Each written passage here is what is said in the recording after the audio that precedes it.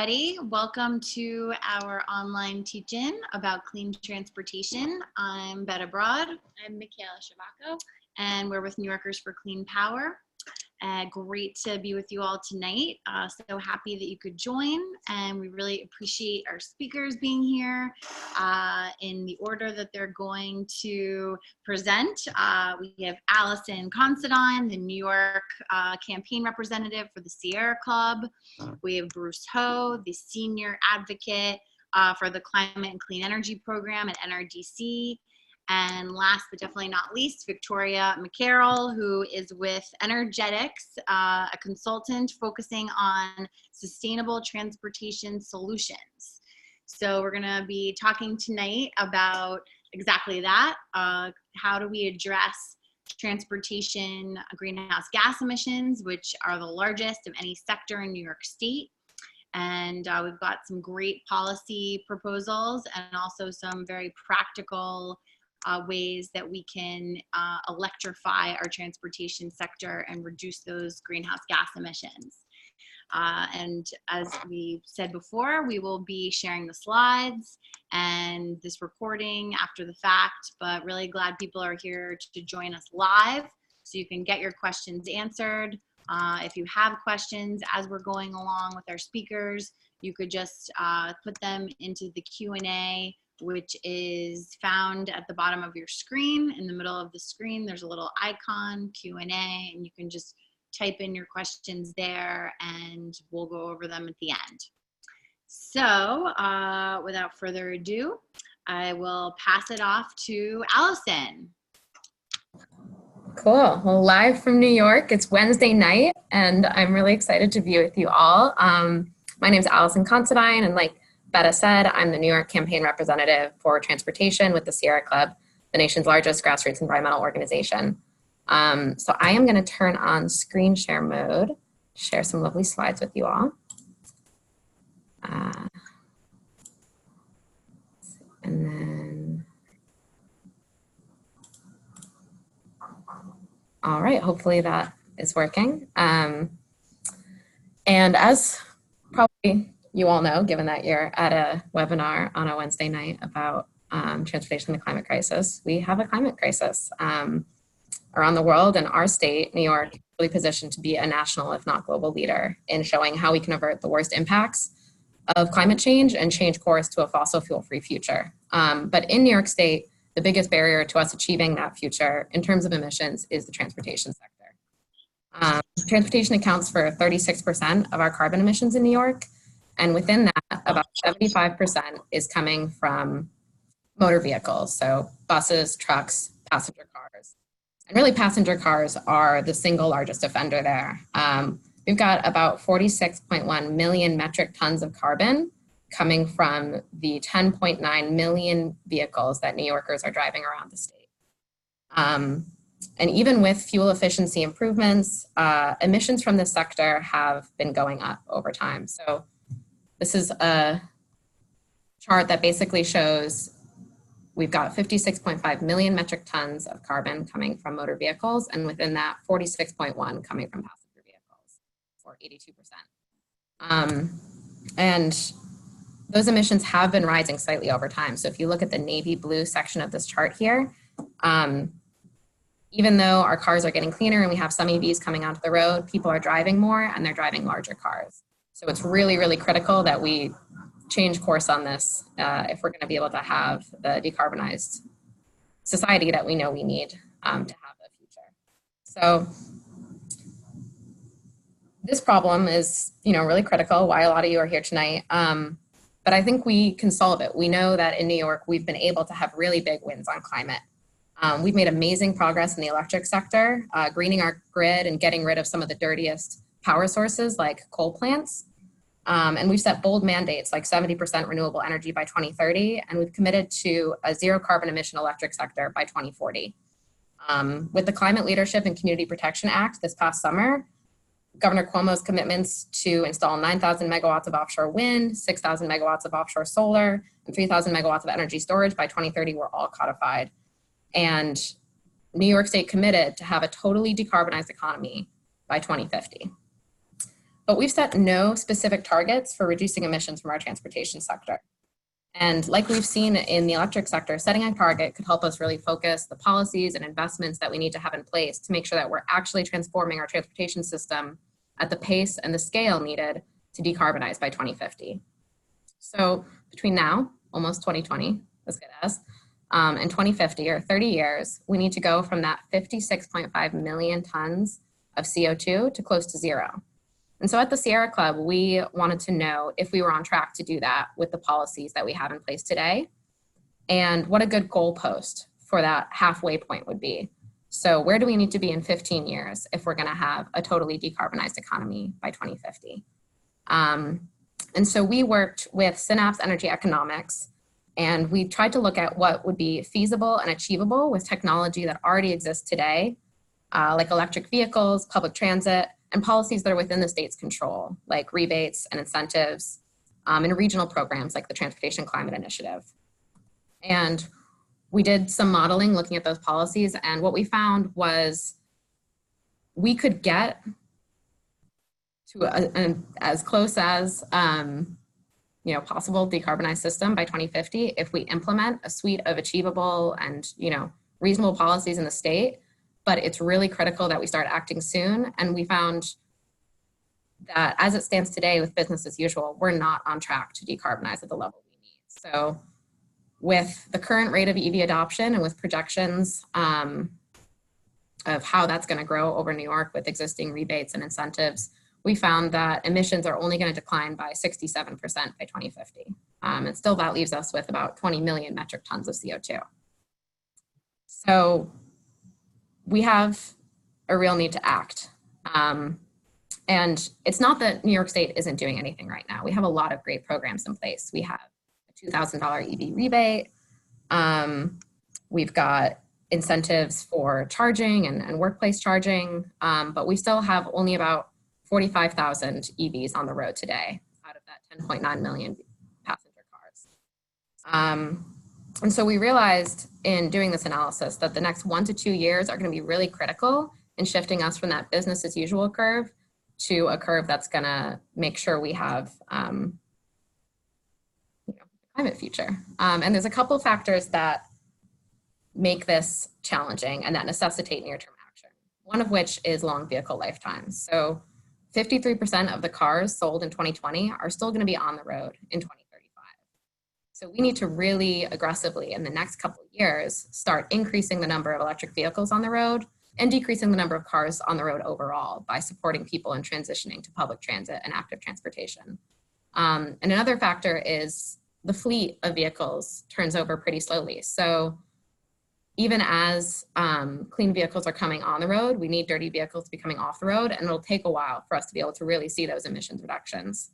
And then third, we have a pretty low rate of EV adoption currently in the state.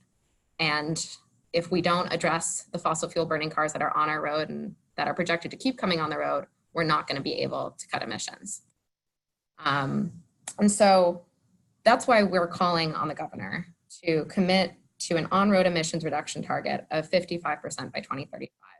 Like I said, we sort of looked at that goalpost 15 years from now on the way to 2050 and said, what's a target that we can really achieve in New York, but that will still get us on track for full decarbonization. And some of those policies that we looked at to get us there that are really high impact included things like reducing the upfront cost of EVs and designing rebates for low-income consumers, expanding access to EV charging infrastructure, promoting policies that put a price on pollution like the Transportation Climate Initiative that Bruce is going to talk about, and increasing and improving public transportation. And so we're really fighting for a future where charging stations are as common as gas stations are today, where all transit buses are electric, where rebates are increased to the level that actually makes consumers make that choice of I'm going to get an EV even if I'm not buying it new, and reducing vehicle miles traveled to make sure that we're not continuing to build a system that leaves us fossil fuel dependent. And to give a little bit more detail on what I'm talking about when I talk about increasing rebate values, because like I said, we currently have a $2,000 rebate and it's not getting us where we need to be. So we used a consumer adoption model that basically looked at, what if we add an extra 1,000? What if we add an extra 2,000? And we found that bumping that rebate up more to a scale of about $5,000 over the next couple of years could help really increase the adoption of EVs, and that we might need to scale in some more incentives over time. And we found that there's a whole host of policies that we could be putting into place in our communities to make sure that people don't have to choose a passenger vehicle or aren't left stranded and without good public transportation options. Things like reducing parking requirements and EV-ready zoning, maintaining fare affordability, and implementing programs like congestion pricing. And this transition, is going to have some costs, like reducing that upfront cost of EVs for folks, but it's also going to have massive benefits. So in this analysis we did, we found that New York is currently spending $20 billion a year out of state on fossil fuels. And so we could save $30 billion a year on petroleum costs if we weren't relying on that to fuel our transportation system. We could have over 178 prevented premature deaths. We could have 1.8 billion in health savings. And, as we make this transition, if we go about it right, we'll really be taking all of this money that used to flow out of New York's economy and reinvesting it into the renewable energy and local solutions that are going to power this green, clean transportation system. So we are calling on the governor to take this first step of making a commitment to this level of emissions reductions, 55% by 2035, to make sure that we're actually on track for where we need to be in 2050. And we invite you all to sign on to the petition and have your voice heard by the governor at this link. And to join us next week, if you're available, we're going to have activists from around the state relaying using clean transportation options and bringing petitions from their area to the state capitol to deliver to the governor. So we're going to have teams leaving from Buffalo, Rochester, Long Island, New York City, all culminating in a press event and petition delivery on the steps of the Capitol on December 12th. And so if you're interested in learning more about this campaign or seeing the analysis we did, or joining us at the relay, we would love to have you participate, and you can contact me. My information's here, or it will be in the follow-up as well. So thank you, everyone, and I'm going to throw it over to Betta or Bruce, however we're transitioning to the next step. Thanks, Allison. Yes, Bruce, you're up next. Great. Well, now thank you, Betta and Michaela, for organizing this teach-in, and for everyone who's participating. Also, thanks very much to Allison and Victoria for all the great work you two are doing on clean transportation. I think, as we heard from Allison, this is a really important issue, and it's something that we have to figure out how to address. So I'm going to talk about, as Allison mentioned, the Transportation and Climate Initiative. But just to backtrack a little bit, as Allison already said, we need to fix our broken transportation system in order to solve the climate crisis. But transportation is the #1 culprit in fueling this crisis. It emits more pollution in New York State and around the country than any other source. So we don't have any time to waste in terms of tackling this sector. But cleaning up transportation is also about a whole lot more than just climate change. The transportation system affects all of us. We use it every day, whether we're walking on sidewalks or biking on roads, taking public transit, or getting around in motor vehicles. The problem is that today, too often this system is failing us. Much of our infrastructure is old and outdated. It's increasingly vulnerable to climate change impacts, things like powerful storms and sea level rise. Many of our communities lack access to convenient and affordable transportation options, which denies residents access to things like jobs, educational opportunities, healthcare and other services, the ability just to visit with friends and family. Our public transit systems, including the MTA and other systems, are cash-strapped and underfunded. Our roads are clogged with congestion. And in addition to destabilizing our climate, the pollution that comes from transportation is poisoning our bodies and our lungs. It's polluting our air with clouds of soot and the haze of smog. And when the transportation system fails, it's through dangerous tailpipe pollution that makes it difficult to breathe and sends a kid playing outside to the hospital, that's something that affects all of us and it affects our communities. Fixing these problems and investing in clean 21st century transportation solutions will make our lives better. It'll make our commutes less stressful. It'll make our economy more efficient, inclusive, and fair. It'll make our air and our environment healthier, whether you live in a city, the suburbs, or a rural community. This is really something that cuts across communities. As Allison mentioned, with New York's recent passage of the Climate Leadership and Community Protection Act and some other state initiatives, we have really this once-in-a-generation opportunity to make progress and create the healthy, modern transportation system that we all want and that we deserve.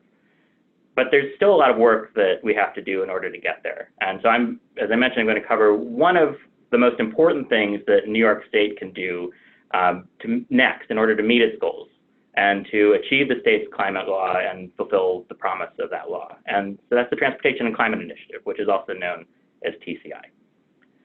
TCI is a regional effort by New York and 11 other states, as well as the city of Washington, D.C., to tackle transportation challenges and put in place the bold solutions that we need to move forward. So it's about states working together and leading the way to make our transportation system better.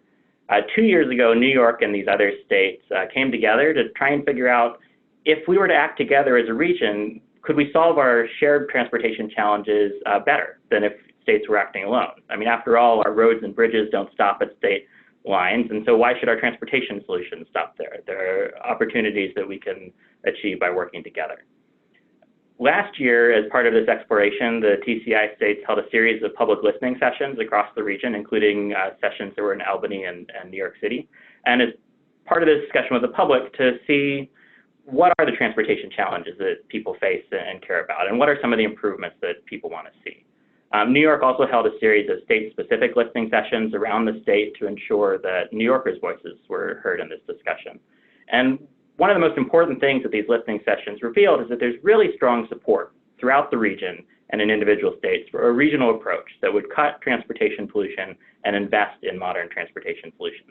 These are things like better, more reliable, and accessible public transit, electrified buses and other vehicles that are more efficient and less polluting, safe, walkable, and bikeable streets, and affordable transit-accessible housing so people can drive less and live closer to their school or their family or services and jobs. Following those initial listening sessions this year in 2019, the states have continued to hold additional stakeholder meetings to gather input, and they've been working to develop a regional TCI policy. This policy that they're working on relies on a proven model that's known as cap and invest, which I will now explain. So the proposed policy model has basically three different components. First, the TCI policy would cap transportation pollution and require that pollution to come down. So it would set a firm limit on pollution, and that limit would reduce over time. Second, to enforce the cap, the large industrial polluters, the suppliers of fossil fuels like gasoline and diesel, would have to both pay for the pollution that their products they sell cause, and they would have to reduce that pollution in line with the emissions cap that the state set. Third, the states would take that money raised from polluters, those polluter payments, and invest it in clean transportation solutions that would benefit communities. For a state like New York, this could potentially mean hundreds of millions of dollars a year to invest in clean transportation solutions. Now, this is not a totally new policy model. In fact, it's a very proven one. And over the last decade, the cap and invest model has been tried and used by New York and the other states that are participating in TCI in a different sector to cut power plant pollution. And it's resulted in huge benefits. These include things like the carbon pollution from the power sector has been cut in half over the decade that the power plant program has been in place. We have cleaner air thanks to the program that's prevented thousands of asthma attacks and provided billions of dollars in public health benefits. We've seen increased economic growth and job creation as a result of this program in New York and across the region. And we've also seen electricity bill savings for consumers thanks to the investments that states have made in cost-saving energy efficiency and renewable energy. So it's a highly successful model. And by adapting this policy model to transportation and learning from the power sector experience, we can make the transportation policy work even better. And that's something that the New York and the other states in TCI have a huge opportunity to achieve and make progress. Now, moving forward, there are some key questions that we need to answer about how this policy would work and how it would be structured. We're expecting an announcement from the TCI state soon, sometime later this month, that will provide more detail on their current thinking and how the proposed transportation policy might look like and what kinds of benefits it could provide. In the coming months after that, into 2020, the states will be working to finalize that proposal, and then individual states will elect whether or not they're going to move forward, if they think it's a good idea or not. But as we kind of get to those points and finalize it, there are a couple of questions I want to highlight that will be really important to see how effective this policy is. One is, how ambitious are the states going to be in setting this emissions cap? So the cap on pollution and the reduction trajectory of that cap are key parts of a cap and invest policy, and they determine how much the policy is going to help us clean up the air. As Allison already presented, with the right policy frameworks in New York, we could cut transportation pollution by more than half, by 55% over the next 15 years. And I think that's a really, that's an achievable goal, and it's a potential starting point for New York to take to the other states in trying to ensure that we have a strong regional pollution reduction commitment. A second big question is, once we have this cap and once the fuel suppliers are required to start paying for their pollution, where would those payments go? What would the money help us achieve, and how would it make people's lives better?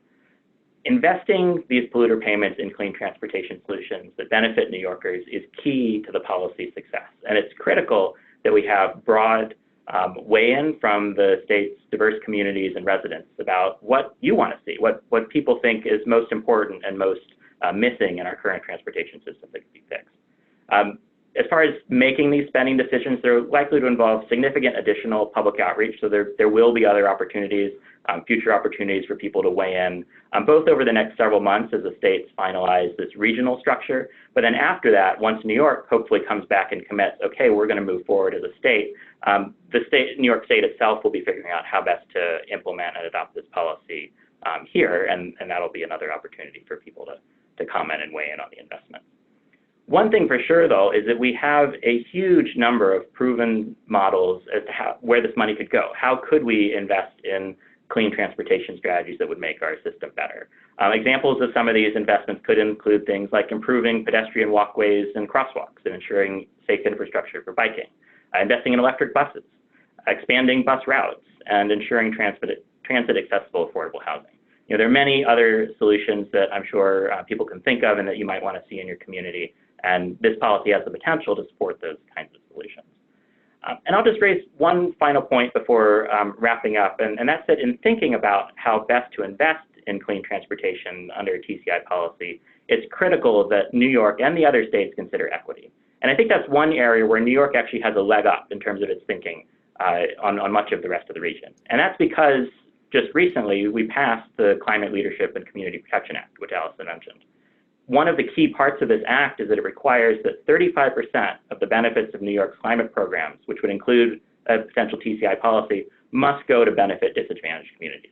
And that's a really critical threshold. And not only is it a critical threshold, but it's a floor. It's not a ceiling. We can certainly do even better than 35% and should explore how we can achieve the best benefits. But the mandate to invest in disadvantaged communities will help ensure that New York's implementation of a TCI policy at its core includes the commitment to invest in clean and modern transportation solutions available in the communities that most need it, those communities that face the highest pollution burdens, and the need to ensure that all communities have access to the economic benefits and job benefits that a clean transportation economy would provide. So clearly, much more that needs to be said here and that needs to be developed as a policy, but the state's climate law does set an important starting point for that conversation. So just to wrap up, I hope that you're as excited about this policy process as I am, as I think others at NRDC and other organizations are. It's a tremendous opportunity to revitalize transportation in New York State and across the region. And I hope that you also would be interested in getting involved to show your support for TCI and the exciting developments by taking some actions right away. A couple of things to mention is, Allison mentioned, there's a Sierra Club petition. We also have an NRDC petition to Governor Cuomo circulating to support things like a bold state transportation emissions reduction commitment of 55% by 2035, and also to encourage the governor to lead on a bold and ambitious regional TCI policy. We're also asking business leaders to sign a letter that's going into the governor that expresses your support for a TCI policy and New York's leadership of policy development. Those are both things that I think Michaela and Betta are going to share with the list afterwards, so you can get the links there. But I also wanted to highlight what I'm going to call a fun online quiz, and I promise that's not an oxymoron. It is a fun quiz where you can test your knowledge of the Transportation and Climate Initiative and also share your thoughts with us about how you think we can best improve the transportation system in your community. So I've put the link up on the screen. It's nrdctransportation.org, and we'd love to have your input and so take a look. So just in final closing, TCI is one of the most promising tools that we have in New York and across the region to tackle the transportation challenge. But we're going to need your support and the support of people across the state in order to get this done. We're going to need a broad suite of solutions. TCI is not going to be a silver bullet. We're going to need additional steps, including what Allison mentioned, the types of programs that Victoria is going to talk about. But it's important to realize that we do have solutions, and now what we need to do is we need to start deploying them. So with that, I look forward to any questions you have during the Q&A, and I'll send it back to our moderators and over to Victoria. Thanks so much, Bruce. It was terrific. A complicated policy made a bit easier to understand. But yes, definitely folks should submit their questions into the Q&A, which is at the bottom of the screen, in the middle of the bar there. You should be able to find the Q&A, and we'll go over the questions right after Victoria presents some basics about EVs and EV charging stations, and also some great incentives that are available for commercial and businesses to install EV charging stations. So Victoria, thanks so much for joining us. Yes, thanks, Betta. Thanks everyone for joining, and to the co-hosts. Let me share my screen. All right. A little slow. So, yep, my name is Victoria McGarril. I work with Energetics. We're a energy consulting firm based in Maryland, actually, but we have a office in New York, and we do a lot of work in New York State on electric vehicles, electric vehicle charging station. I'm very involved in sort of the education and outreach portion of our work. So today I'm going to be sort of providing information on how to promote electric vehicle charging stations. To get super specific, we're going to focus on the incentives and best practices for installation and site selection. So just to go over very quickly, this resource that I'm presenting is sort of a modified presentation. Afterwards, I'm sure you'll be able to contact all the presenters. I'm happy to send the full resource. There's a lot more information on this. We just don't have the time to cover it all. And I don't have the time to bore you all with too much information.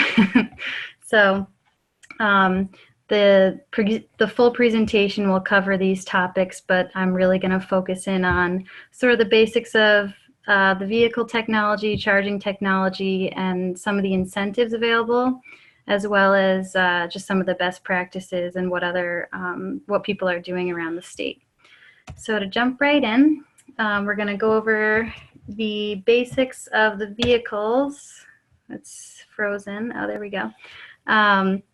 So I'm sure most or all of everyone on the call today knows, but we're talking specifically about the vehicles that plug in. So we're looking at the plug-in hybrids and the battery electric vehicles. I mostly just threw this slide in just to kind of show that the number of models are increasing, the prices are coming down, the ranges are going up, and the diversity of who can drive and the type of vehicles available are increasing. So this is something that's been getting better every year. Even in the short time I've been involved with electric vehicles, it's been improving quickly. So,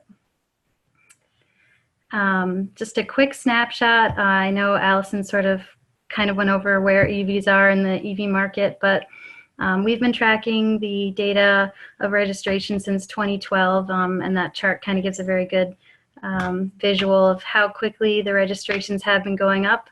But even with that, it's still only a little bit under 0.5% of the total market share. So there's still plenty of room to grow, but there's growth every year in these registrations. This map also kind of shows where the charging stations are located. No surprise, there's more charging stations in the metro areas, but that network has also been expanding since I've gotten, even in the short 3 years I've been really involved in this. So when we're talking about electric vehicle charging stations, there are 3 levels of charge. We're mostly going to be talking about level 1 and level 2 today. Level 1 and level 2 are both AC power, so they supply AC power to the vehicle. There's actually an inverter on board that switches it to DC. The DC fast chargers supply DC direct to the vehicles. Those charge vehicles very quickly, usually 30 minutes or less. They also require a lot more electricity and are more pricey. Level 2 is sort of in the middle. These are the stations you'll see around town and kind of what I'll talk about the most. They're essentially an appliance on the amount of electricity they require. A lot of people will compare them to dryers. And then there's the level 1, where it's essentially an outlet, an outdoor outlet for a vehicle. This is going to be a slower charge, pretty much a trickle charge. And the important thing to note with the levels of charge is that the type of charger that's appropriate for sites is, you should think about sort of the dwell times of vehicles and what kind of behavior the charging station, or what kind of the behavior the drivers will have. So if you're considering a charging station at a workplace where people are charging or parked all day, you might be able to put in level 1 charging stations where they can be charging all day, where if it's something that has more turnover, like maybe a shopping center, level 2 would be more appropriate. Those DC fast chargers, like I said, they require a lot more electricity, they're more expensive, and they really make more sense in high turnover contexts. So you'll see them more on the near freeways, highways, and sort of travel centers. So again, this is a modified presentation. I do have more information on this, but I'm going to kind of skip to the highlights. So something to consider for level 2 charging stations is that preparing for these stations can really cut costs. And I'm focusing on level 2 because they are most commonly used for public charging stations and usually make the most sense. So we've been looking at data from the NYSERDA Charging Station Deployment Program, which was from 2012 to 2016. And we found that the average cost for a dual port station, so that's one station with 2 ports, 2 plugs, cost about $20,000. But preparing the site can really help reduce that cost. And this is something that we like to drive home.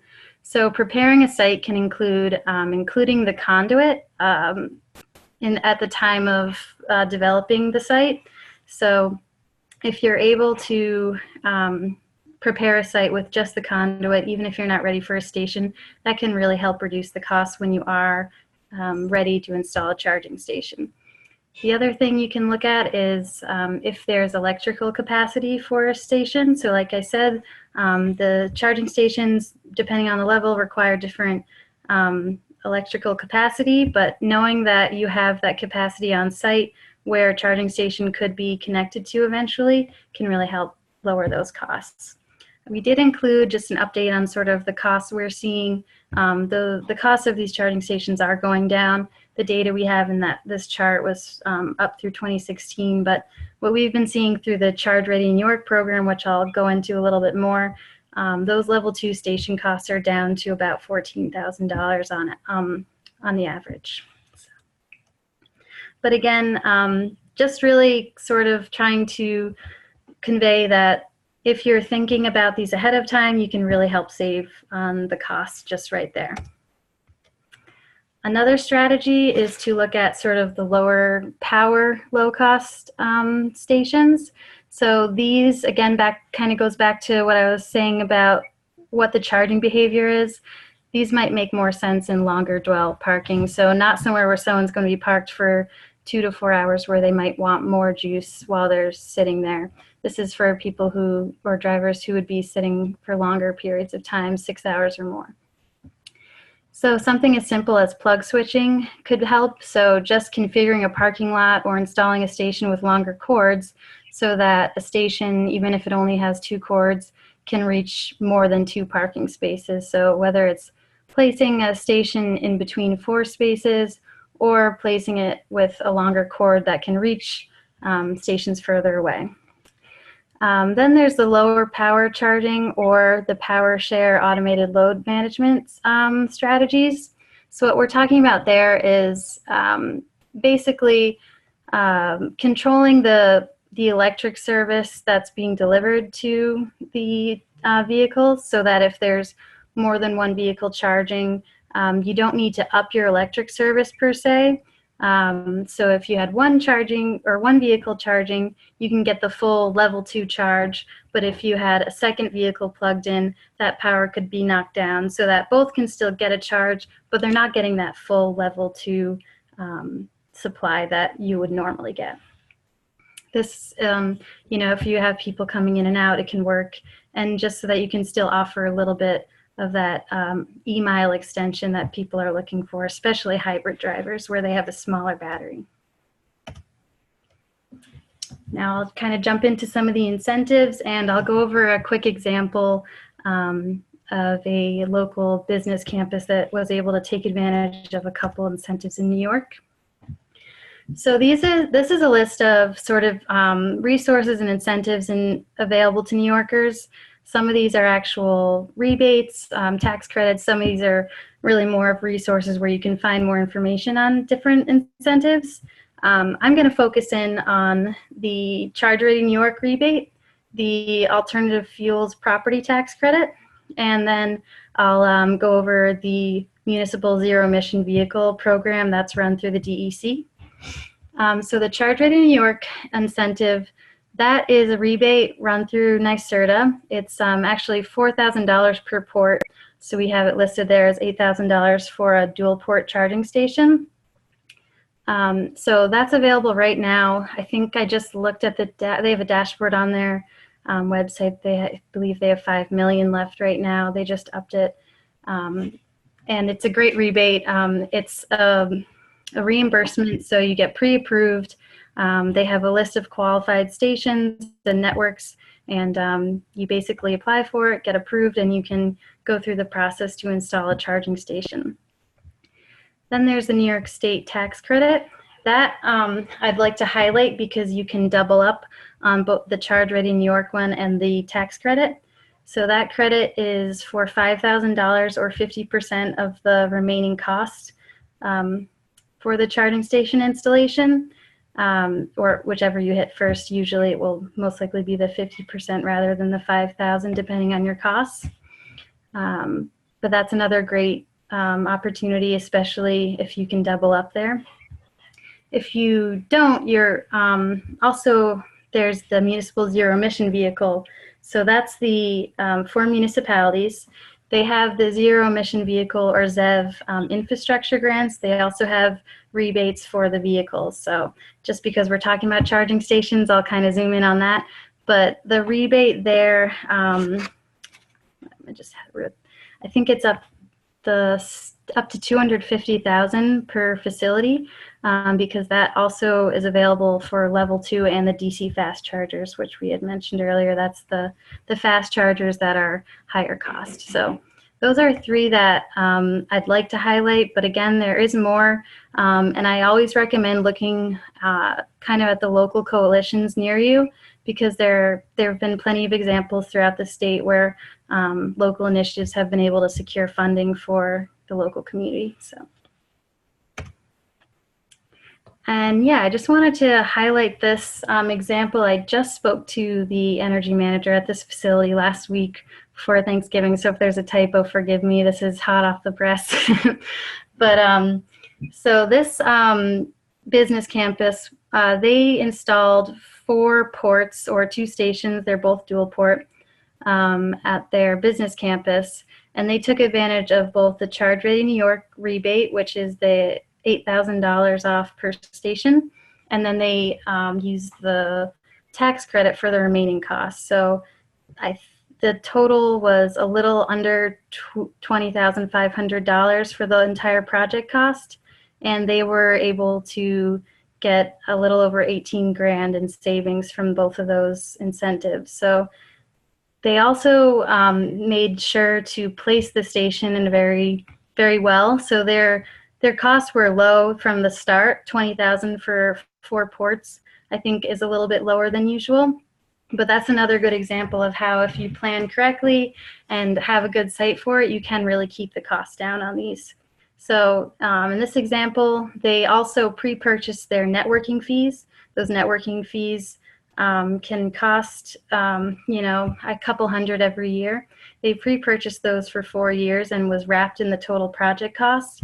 So by doing that, they saved money on that as well, because they were able to apply the rebate and the incentive to that in their total project cost.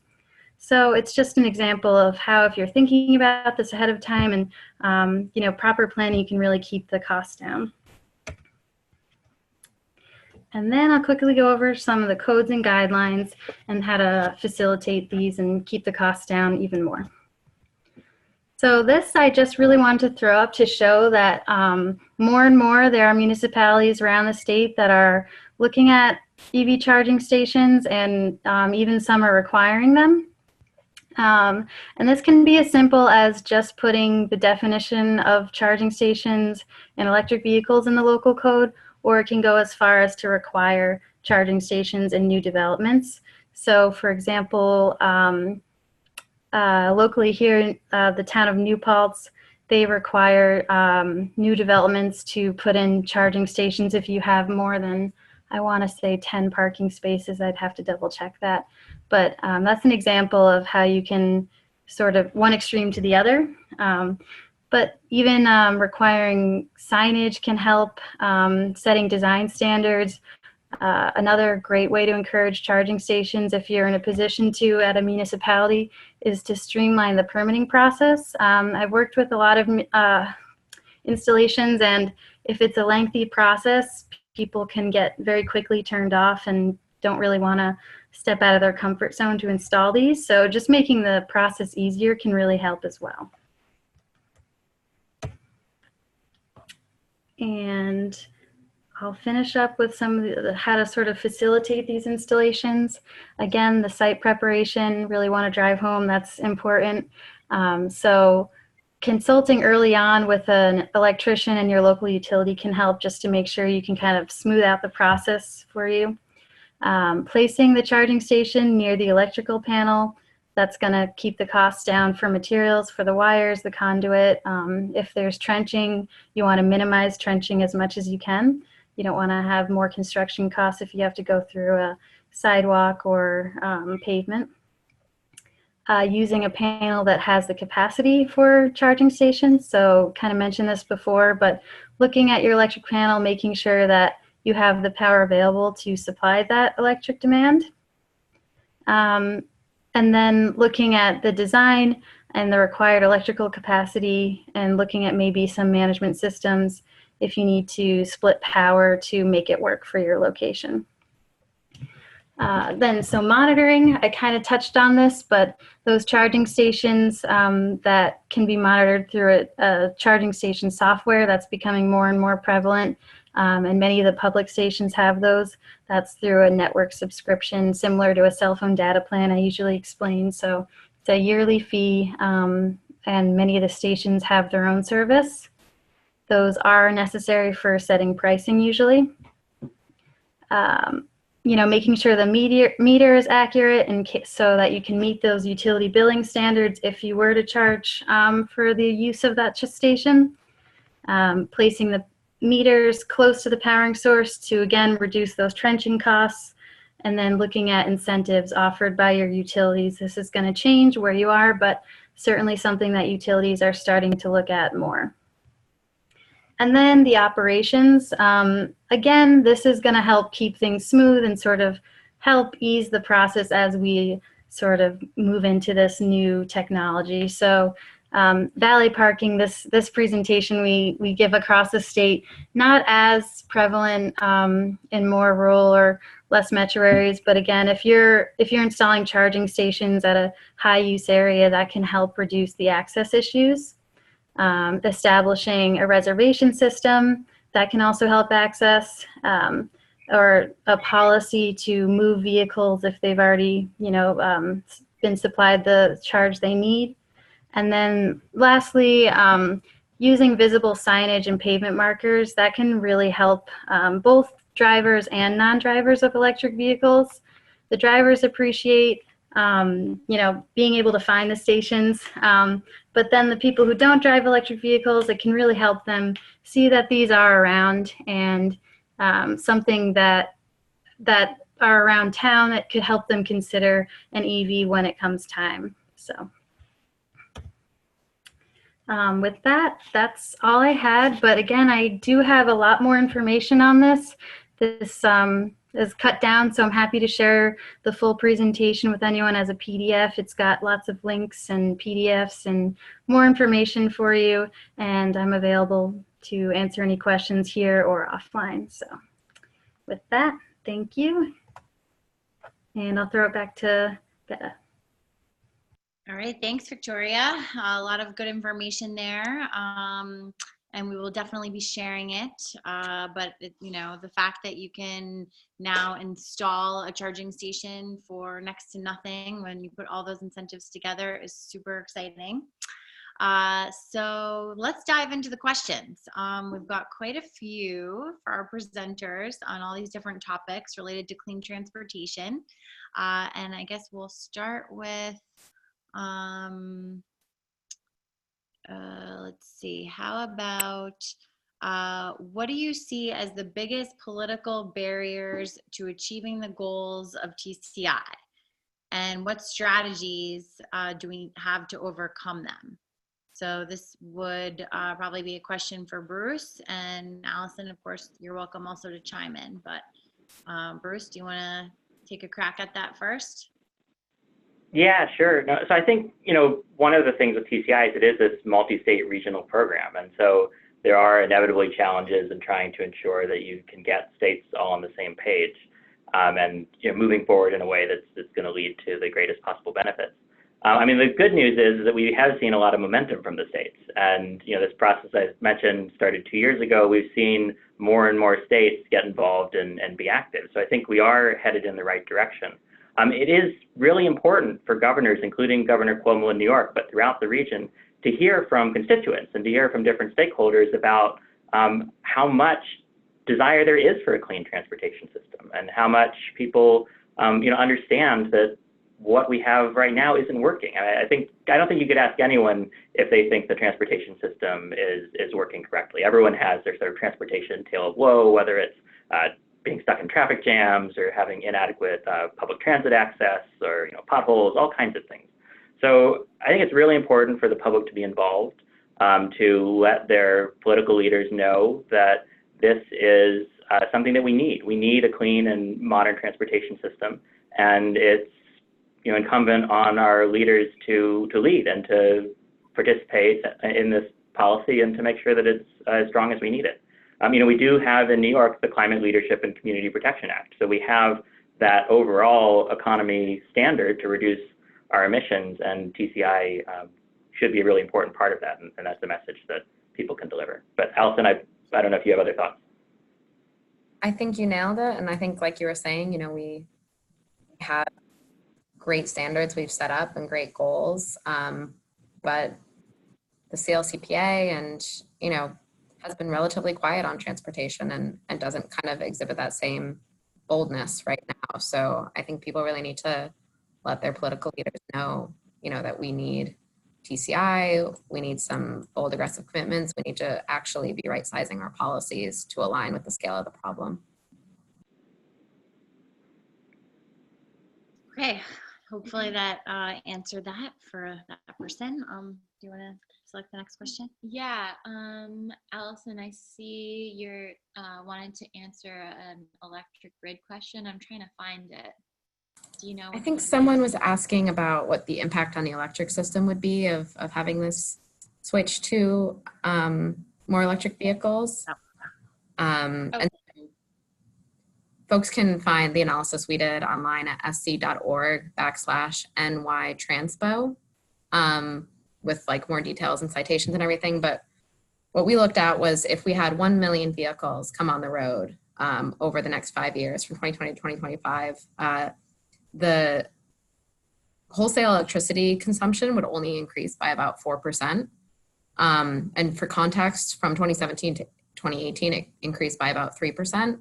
So, you know, it is going to have an impact on the electric grid, but it's actually not going to be as disruptive as you might think. And part of that's because, you know, the utilities are really well positioned to implement things like smart charging and align charging with demand to make sure that we're not actually increasing the need for electrical capacity. And we're set up in the state to have a totally carbon-free electric system by 2040. So even as that demand's increasing, it'll be pulling from renewable sources and not, you know, putting more carbon into the atmosphere. Okay, and a second question from the same person. California and some European governments have said they will not purchase internal combustion engines soon. Has this been considered by New York State government? Basically banning. Internal combustion engines. Do we think that's on the table? Well, I think something that is in New York's control is what vehicles our state is purchasing to be publicly owned.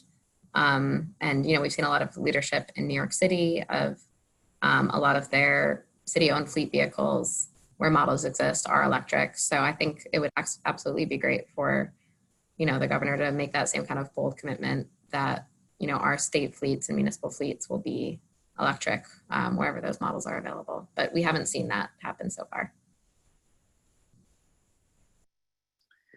Okay, let's see. What role can universities play in supporting TCI?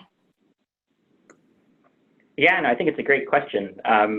You know, university, any number of stakeholders that can play a really important role in TCI, and universities are among those. We actually have seen some letters go in from some universities throughout the region into the governors and kind of into the TCI policy development process as public comments supporting TCI and explaining why universities believe it's so important that we have a clean transportation system and investments in clean transportation infrastructure.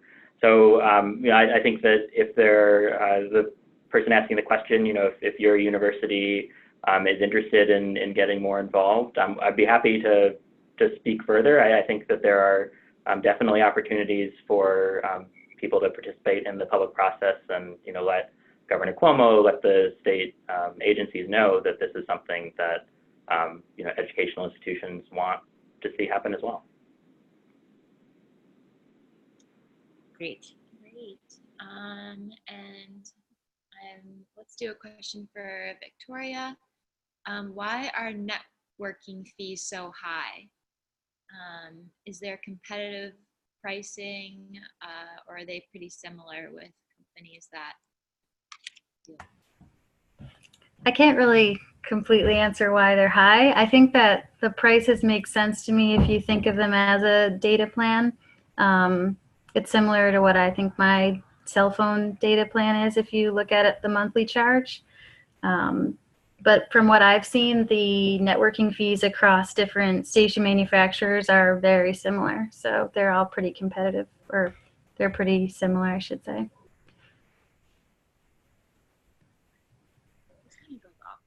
Okay. What rate do you see municipalities charging for access to their level 2 charging stations? In the town of Saugerties, we charge $1.50 per session. So I'd say that most stations are still free from what I've seen, but I'm sure that will change as more people are driving and more people are using these stations. I think $1.50 per session is a good price compared to other places. I think if you're worried, I think that For station owners, it shouldn't be the focus to recoup the cost of the station, but you can certainly try and price the use to recoup the electric cost of the use of the station. So charging a fair price per session or per kilowatt hour used, I think makes sense. Especially now, electric vehicle drivers are very aware of the cost benefits of driving with electric fuel. So it's cheaper than gas, so they're aware of that. They're not going to pay a premium if they can charge at the utility rate at home, or for free at many of the public stations. So just keeping that in mind. If you want people to use the station, you want to make sure it's fairly priced. But I'd say $1.50 per session is pretty fair and typical from what I've seen. So. Okay, going back to TCI. So the VMT, let alone greenhouse gas reductions that may be induced from carbon fees and alternative transportation investments, not to mention more complex changes like land use reforms, are not well understood. You can say that again. In other words, we don't know very well the modal shifts that may be induced from investments in bike pedestrian infrastructure. In the absence of such certainty, why do we think that consumers will support regressive consumption taxes? I guess, to put it a little more simply, while, Bruce pointed out all of these great benefits that could come out of funding through TCI to invest in creating that clean, modern transportation system that we all want to see.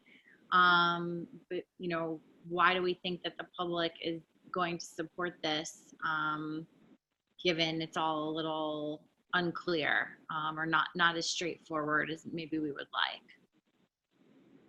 Yeah, Bruce? no, I mean, I think that you don't want to minimize the challenge and complexity in terms of transforming our transportation system. It's a huge problem. It's the reason why the transportation sector is the largest emitter, is that we haven't, cracked that nut yet, right? We've done a lot better in the power sector than we have on transportation. On the other hand, we have to tackle transportation. There's no way around it. We know that we're in a climate crisis. We know that the consequences of not addressing transportation and other emission sources are dire. At the same time, we have a whole host of transportation challenges that have nothing to do with climate change, right? They may contribute to the climate effects of transportation, but we have huge problems with congestion. We have huge problems with accessibility and access. I think it's fair to say that there's a pretty universal feeling that what we have going now isn't working. There needs to be change, there needs to be investment, there needs to be reform. Again, some of these issues are complicated, but what we don't have now is we don't have the incentives set up right to encourage adoption of cleaner technologies, encourage better land use planning, encourage better government and private sector decisions to move in the direction of clean transportation solutions, to ensure that there is, when we build new housing, that it's transit accessible and that it's affordable. A policy like TCI would help us set those incentives right and create both a cost of business as usual, continuing to go down the broken transit system that we have, and a benefit to doing better, to building a system that works better for people, that is more equitable, that is more affordable, and also providing a funding mechanism to help us achieve those technologies and those changes. TCI isn't going to work all on its own. We're going to need a whole host of complementary policies. I think the types of incentives and investments that Victoria mentioned are critical. Some of those things might be supported under a TCI type policy with the polluter payments, but the scale of the problem is such that we're going to need a whole host of solutions. It's just going to have to be a big bucket, and I think TCI is a key part of that. As far as the question about regressivity, I think it is, as I mentioned in the presentation, it's absolutely critical that New York and other states in developing and implementing this policy look at equity. And that is something that the states have very explicitly committed to in this process.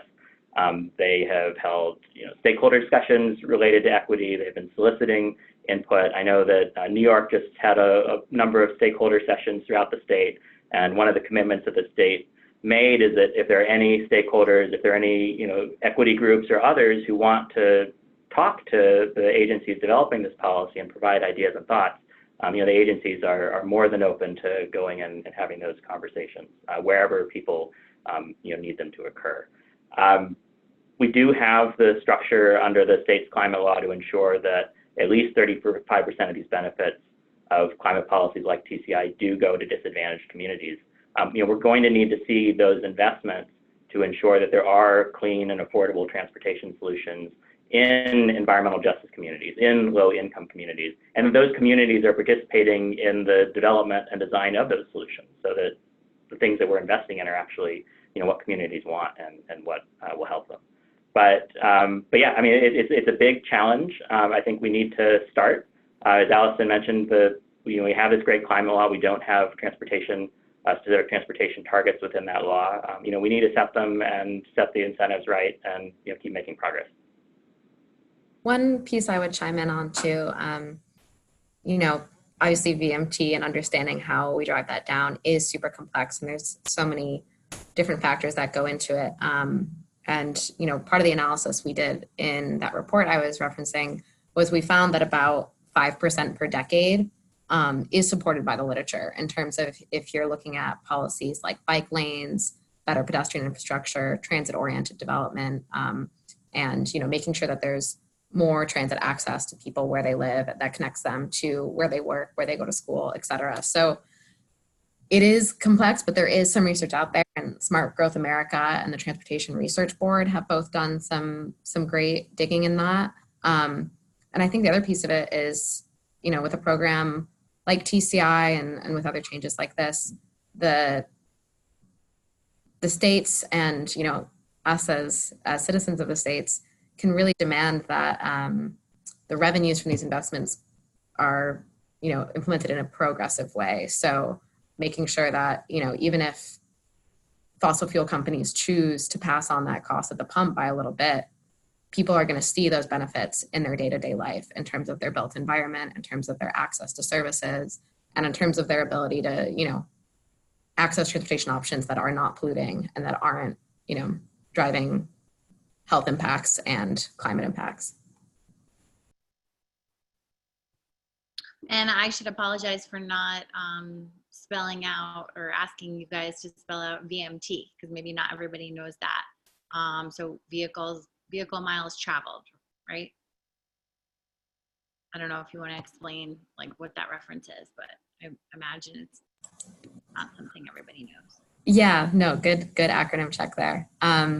I think, when we're talking about vehicle miles traveled, it's kind of a helpful term to think about when we're driving down emissions to the transportation sector. Maybe it means some people are choosing not to have a car at all, or they're just driving their car less because they have other options. So VMT can kind of be like an umbrella. Vehicle miles traveled can be an umbrella for thinking about how much are people driving their personal car versus how much are they able to not drive a personal car or, take advantage of transit or walk. And so it sort of captures a lot of the different policies that can lead to that under the same umbrella. Thank you. And this is another EV charging question. What if whoever manages the EV charging site denies use for the general public or lets it go downhill? As far as denying use to the general public, it's really up to the station owner who uses it and depends on where it's installed, of course. But letting it go downhill is a shame, especially so early on, and as these vehicles are really not even barely getting much penetration in the market. So again, making it as easy as possible is super important.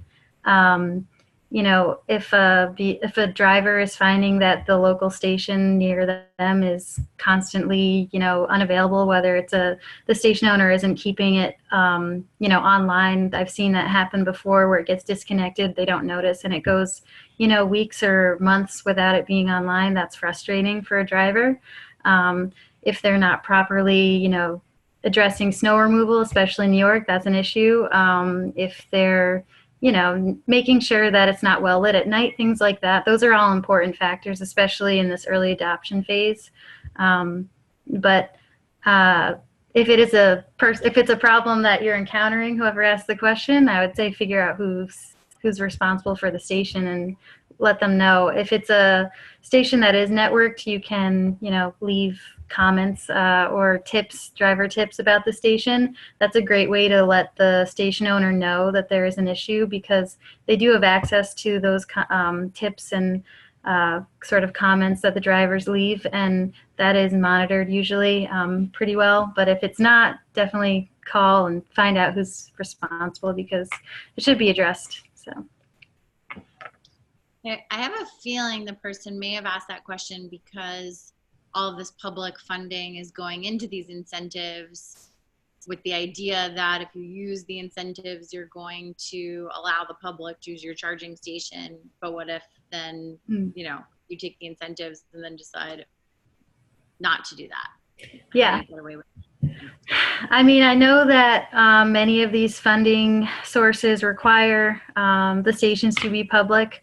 I've seen that they'll, maybe allow them at like a hotel or a library, and you have to be a patron of that hotel or library to use the station. That's one way that's like sort of a loophole I've seen. But regardless, if, it's installed using these incentives and not being used in the way that they're required to be, I think that's something that's, in my personal experience, because I've helped facilitate and distribute grant funding for stations, it's something that's tracked and paid attention to by the entity that supplies the funding. So again, it's should be paid attention to. It is being paid attention to, and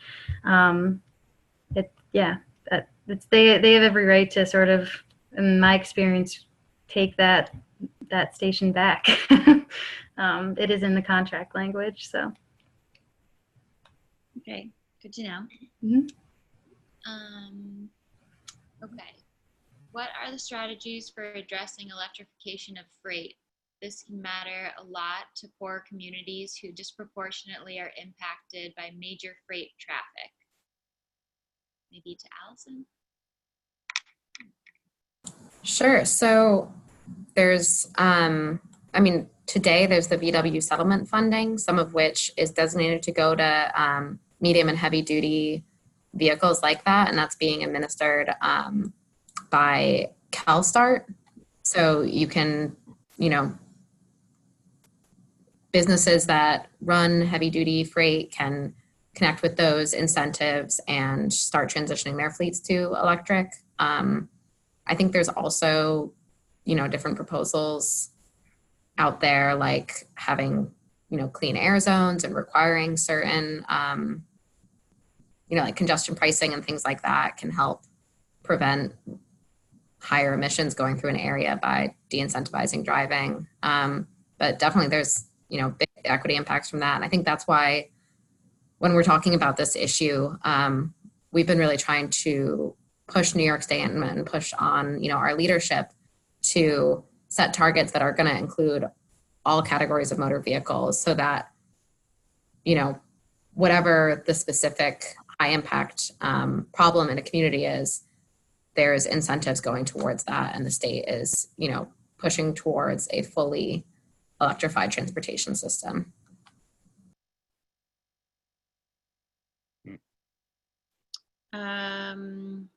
Okay, here's a question for Bruce. In Syracuse, our civic groups are DIY is all get out. I think in a lot of places that is the case. But we would appreciate knowing who are the best agency contacts for TCI. Yeah, absolutely. So there are 3 state agencies that are most responsible for the kind of TCI policy development for New York. That's the state's environmental agency, the Department of Conservation, or DEC, the Department of Transportation, the DOT, and also NYSERDA, which is the Energy Research and Development Authority in New York. So those are the three agencies that are leading the policy discussions and development for New York. The action items that I mentioned and the petition that Allison mentioned as well, those are things that we are targeting directly to the governor. And of course, they will also filter down to the agencies that are responsible. So I think in the near term, there are the opportunities to sign the petitions for businesses to sign letters or to send other similar letters of support for TCI policy to the governor.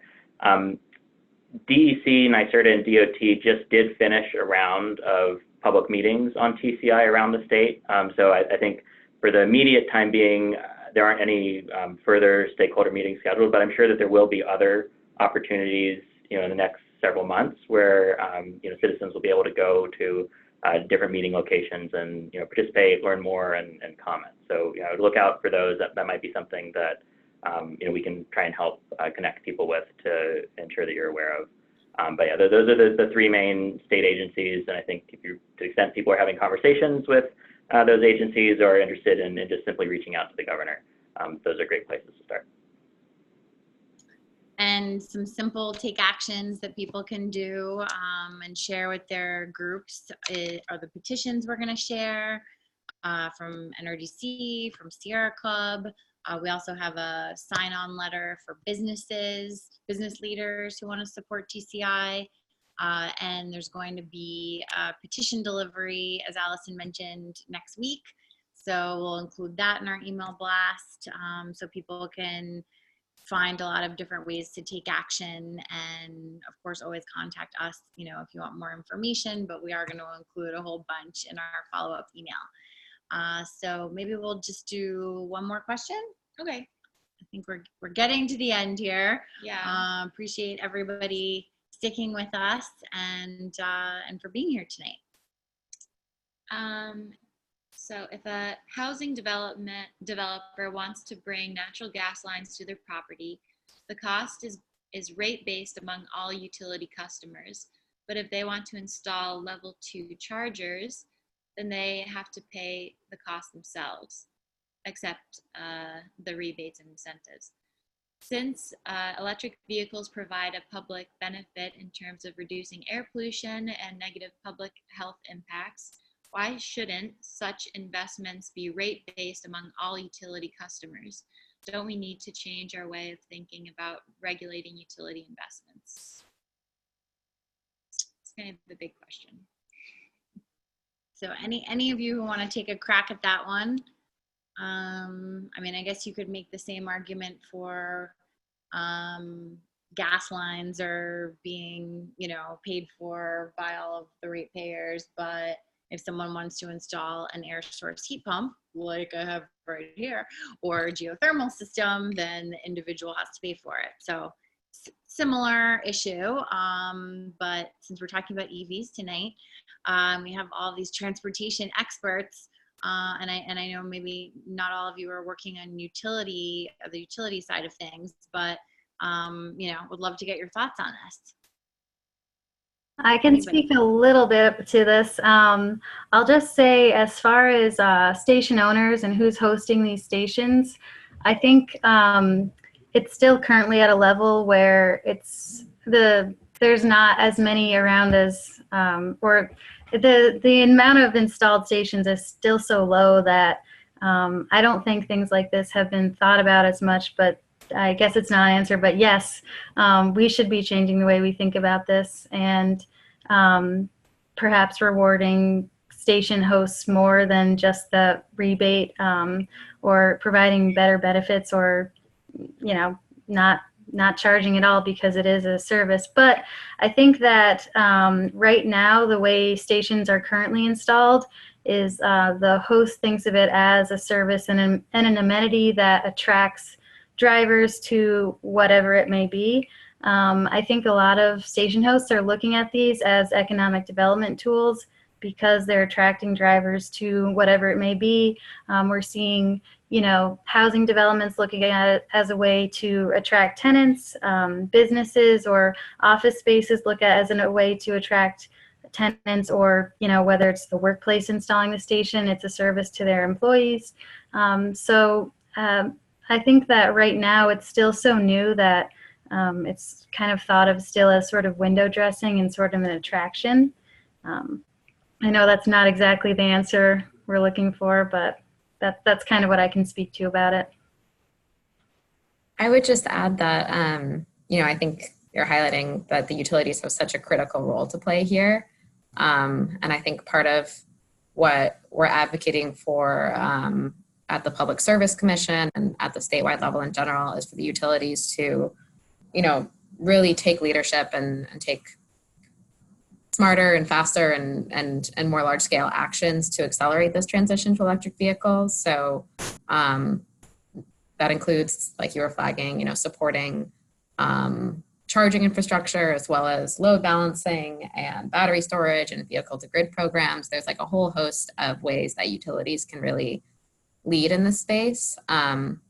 And, through both the Public Service Commission and through the leadership at the state government level, we would love to see that ramp up because, there's obviously a lot that could be done there in some other states. And in Southern California, for example, we're seeing a lot of utilities really step up and recognize that they have a very strong business case for themselves in terms of supporting this transition and building out infrastructure.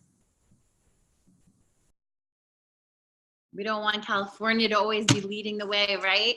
New York's got to be number one. Bruce, do you want to get the last word on this? No, I think I thought Allison and Victoria did a great job answering it. Okay, great.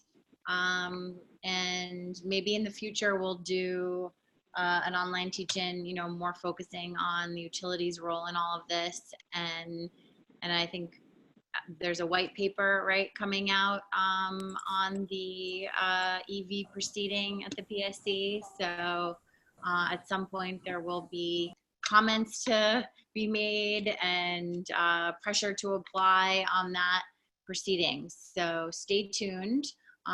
Good questions, everybody. Always so impressed with the folks who participate in these. And the beneficiaries are all of the people who, are going to get to watch this when we distribute the recording via email, and it'll also live in our archives on our website, where you can also catch past online teach-ins on different topics related to clean power solutions. And our YouTube page. And our YouTube page. So we'll keep raising awareness.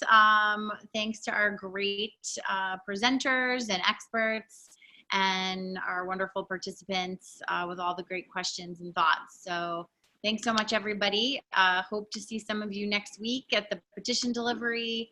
And please don't forget to sign the petitions that we send out.